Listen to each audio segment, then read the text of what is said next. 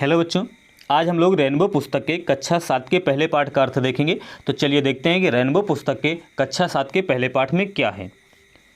चलिए, कक्षा 7 के पहले पाठ का नाम है थैंक यू गॉड। थैंक का मतलब होता है धन्यवाद, यू मतलब आपको, गॉड मीन्स ईश्वर। इसका मतलब होगा हे ईश्वर आपको धन्यवाद।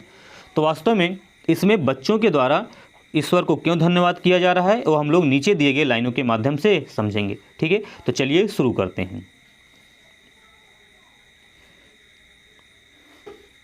चलिए, यहाँ पर दिया गया है फॉर का मतलब होता है के लिए, आल मीन्स सभी, द थिंग्स मीन्स वस्तुओं के लिए, अराउंड मीन्स चारों ओर, अस मीन्स हमारे, बिग मीन्स बड़े, एंड मीन्स और, स्मॉल मीन्स छोटे। मतलब सभी वस्तुओं के लिए जो हमारे चारों ओर हैं, चाहे वह छोटी हो अथवा बड़ी हो, उन सभी के लिए हे ईश्वर आपको धन्यवाद। फॉर का मतलब के लिए, आल मीन्स सभी, द क्रिएचर्स मतलब होता है पशु पक्षी वन्य जीव प्राणी। ठीक है, ऑन मिस पर, दिस मिस इस या यह, अर्थ मिस पृथ्वी, शॉर्ट का मतलब होता है छोटे, एंड मिस और, टॉल मिस बड़े या लंबे। मतलब इस पृथ्वी पर जितने भी पशु पक्षी वन्य जीव प्राणी हैं उन सभी के लिए, चाहे वह छोटे हों अथवा लंबे अथवा बड़े हों, उन सभी के लिए हे ईश्वर आपको धन्यवाद। ठीक है, आगे क्या कहा गया है ध्यान से समझिएगा। आगे कहा गया है फॉर मीन्स के लिए, द लवली का मतलब होता है प्यारे, ब्लू का मतलब नीले, स्काई का मतलब होता है आकाश, मतलब प्यारे नीले आकाश के लिए, द सन सूर्य के लिए, द मून चंद्रमा के लिए, एंड ऑल और सभी के लिए, मतलब प्यारे नीले आकाश के लिए, सूर्य के लिए, चंद्रमा के लिए और सभी के लिए हे ईश्वर आपको धन्यवाद। फिर आगे कहा गया है ऑलमाइटी गॉड। ऑलमाइटी का मतलब होता है सर्वशक्तिमान, गॉड का मतलब होता है ईश्वर, हे सर्वशक्तिमान ईश्वर। वी मीन्स हम या हम लोग, थैंक मीन्स धन्यवाद करते हैं, यू मीन्स आपको, हे सर्वशक्तिमान ईश्वर हम आपको धन्यवाद करते हैं, एंड और, टू यू वी कॉल आपको पुकारते हैं। ठीक है, अब आगे देखते हैं।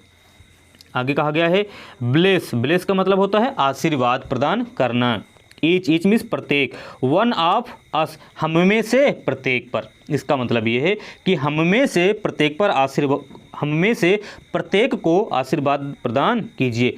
इन your name as we pray, जैसे ही हम लोग आपके नाम की प्रार्थना करते हैं, जैसे ही हम लोग आपके नाम की प्रार्थना करते हैं, हे ईश्वर आप हम पर आशीर्वाद बनाए रखिए।